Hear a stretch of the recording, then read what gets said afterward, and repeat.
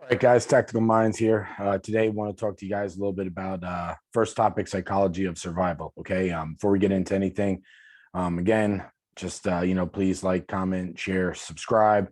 Hit bell note for notifications, all that good stuff, right? And to all the new subscribers, thank you very much. Can't tell you how much I appreciate it. So, without further ado, let's get into today's topic, right? So, first thing is the psychology of survival, right? So when we talk about psychology of survival, what do we mean? Well, look, at the end of the day, you can be the biggest, strongest, the toughest guy in the room, right? You can lift the most weights and, look the meanest, look the baddest, wear the coolest clothes, have the most tactical gear, whatever, right? It doesn't matter, guys, when it comes to survival, if it's not up here. Okay. This is where 99% of it is.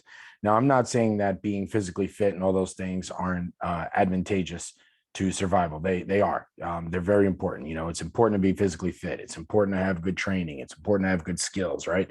It's important to have all those things. I always harp on my videos on training, right? It's important to have all these things. But when I'm saying the psychology of survival, that is the most important thing. Okay. If it's not up here, if you're ready to quit, you're going to quit. That's it. Back in the Navy, we have something that they call the 60-40 rule, right? And what that says is basically when your body, is at the point where you physically just are done, you're smoked, right? You can't do another push-up. You can't quite possibly fathom doing another sit-up, right? You can't quite possibly fathom the idea of, going a second longer, right? This run is never going to end. This march is never going to end, right? You can't go a minute longer, right? You're just in the worst of the worst. Your body's done, right? At that point, your body's only actually 40% done. You still have another 60% of the tank. The fact is do you have it mentally to be able to reach down and get that other 60% out of that tank? Okay. And when it comes to survival, that's what it is. Now, there's many people in survival that have been through way worse things than I have. And in a few moments here, I'm going to get into my personal hell, which is one of the parts of the title of this video and probably why you clicked on it a little bit, right? We all like to hear about everybody else's personal hell because we all kind of go through our own personal hell, right? So we all want to hear what everyone else is going through and how they've gone through it. And that's not necessarily a bad thing. But anyway, going back to what I was saying, there's guys that have survived way worse things. But if you talk to any of those survivors, you'll hear over and over again, it's all up here. It's that mindset of I'm not going to die today. I'm just going to keep fighting. I'm going to fight, and I'm just not going to die. Guys riddled with bullet wounds and broken bones and, people that have survived, days on end with broken bones and no food, no water.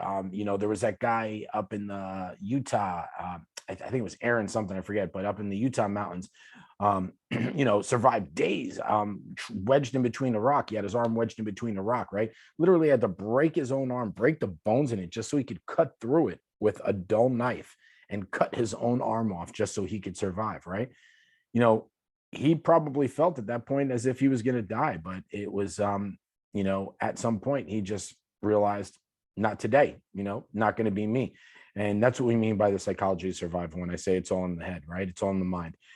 You have to know, no matter what, no matter how many cuts you get, no matter how many wounds you receive, no matter how many shots you take, no matter how bad the other stuff is, you can survive. You can push past it as long as in your mind, you're ready to push past it, because you got to realize, I don't care how tough you are, guys. Everybody's body at some point is going to hit the breaking point. Everybody's going to hit it. I don't care. Navy SEAL, Green Beret, whatever you were, everybody's going to hit a breaking point. Everybody hits a breaking point. Okay. I'm telling you straight up. And when you hit that breaking point, the real tough guys are the ones mentally that are able to push past that and keep going, keep fighting. And that's what survival is about, guys, when it comes to a gunfight or, any other scenario, whether it comes to that or, long-term survival or, situations we're facing now, right? Food shortages, possible war on collapse, right? Or possible war about, impending, all this stuff that's happening. That's the situation we're facing. And like I said, guys, it's all going to come down to your mind. So let's get into the second part, right? My personal hell. All right. So this is not something that I share often. And for people who are watching this video that know me, they already know this these stories, right? So we'll go real kind of quick and fast through this, right? So let's just skip through my childhood, right? Growing up kind of poor in a bad neighborhood, parents did the best they could, didn't have very much privilege to speak of. Just kind of grew up, not in the greatest of areas, right? But I fought hard and I got myself out. Now, at 19 years old, I went ahead and I joined the United States Navy. And at 20 years old, I met the woman that I was going to spend the rest of my life with, so to speak, right? So I met my wife. First thing that happened, fast forward about a month or two after dating, first night we spent together. I mentioned it briefly in one of my videos, but her ex-husband basically broke into the place when I was asleep and beat me within an inch of my life with a VCR, tried to cut my throat. And I'm not going to go into the whole rest of the scenario. Let's just say I was pretty sure I was going to die that day. And, I kept fighting. And obviously I'm here today to live to talk about it, right? I remember at one point when it was done, I was sitting down with the officer afterwards, and they're taking pictures of me, taking pictures of the house. My blood is everywhere. And, I had lost so much blood, it was insane. And the officer said something to me and I started laughing. And he said, I can't believe you're laughing. What are you laughing at? And I said, well, I got to go back to my ship today over at, Norfolk Naval Shipyard. And the guys are going to probably clown me for this one, got beaten with the VCR, half my head's freaking beaten as shit and I'm pouring blood everywhere. And they're not going to believe this. And he says, I can't believe you're laughing. He says, do you see how much blood you lost? You should be dead like 3 times over. Like I've walked into murder scenes less grisly than this. How are you laughing? And, I don't know, guys. Again, I was a skinny little shit in the Navy, young, dumb, full of cum, all that good stuff, right? Just realized at that time that my mind was not going to allow me to quit when it came down to it, right? So let's fast forward, okay? Quite a few years later. So about 7 years ago, I was 35 years old, 42 now. Me and my wife, that same woman I met, we were married for 15 years, 3 children. My wife, about 7 years ago, passed away. She wasn't sick. It wasn't known. It was very sudden. Long story short, she suffered from a lot of depression and things, and she had a accidental overdose that caused a double bilateral brain hemorrhage. It was very quick. She was taken from me within the evening. Drove down to the hospital, was told my wife was in a coma. She was on life support for 3 days, was told there was nothing they could do for her, right? Why do I bring that up? Not because I'm asking for anyone's sympathies or condolences, because I'm not. I'm past that. The reason why I bring it up, guys, is because 7 years later, here's where I am, right? Making YouTube videos, still in law enforcement, doing all this stuff, right? I know a lot of friends that have been through worse and not as bad and have turned to pills, drugs, the bottle, whatever. Okay.